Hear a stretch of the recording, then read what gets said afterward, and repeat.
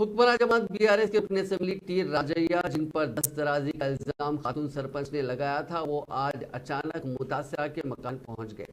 ये कहते हुए कि मुतासरा के शोहर की दावत पर वो उसकी ख़यामगाह पहुंचे। उन्होंने खातून सरपंच और उसके शोहर के साथ अलहदा बातचीत के बाद इन दोनों की मौजूदगी में मीडिया से गुफ्तगू की। उन्होंने कहा कि हाईकमान ने तमाम को साथ लेकर चलने की उन्हें हिदायत दी है।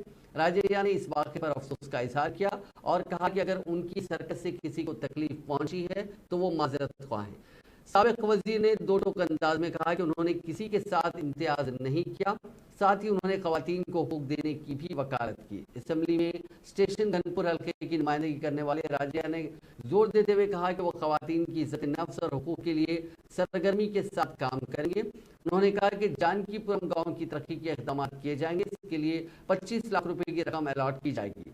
सरपंच नविया ने कहा कि खवातीन के खिलाफ हरासानी नाकाबिले बर्दाश्त है। खवातीन को हरासा करने पर केरोसिन छिड़ककर आग लगाने के लिए वो तैयार हैं। उन्होंने कहा कि पार्टी में हर किसी के लिए इक़्तिदार की अहमियत है।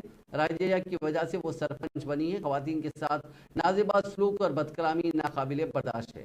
पार्टी की हर सतह पर खवातीन का एहतराम ज़रूरी है और उन्हें दरकार इज्जत मिलनी चाहिए।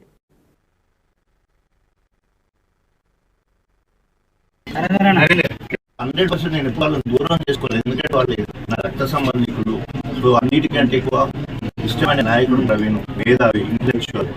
తర్వాత అనేక రకాల నేను ఎమ్మెల్యే సర్పంచ్ టికెట్ ఇచ్చారు. ఓన్లీ ప్రవీణ్ మాత్రమే చూశాను తప్ప నేను అబ్బాయిని ఎప్పుడు కూడా చూడాలి. ఓన్లీ ప్రవీణ్ మాత్రమే చూశాను. టికెట్ అడగడానికి వచ్చిన ప్రవీణ్ మాత్రమే నా దగ్గరికి వచ్చారు.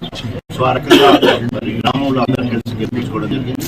సో గెలిపించిన తర్వాత అనేక కార్యక్రమాలు కలిసి పనిచేయడం జరిగింది. సరే, వివిధ కారణాల వల్ల రాజకీయాలలో పనులు అవసరాలు రకరకాలు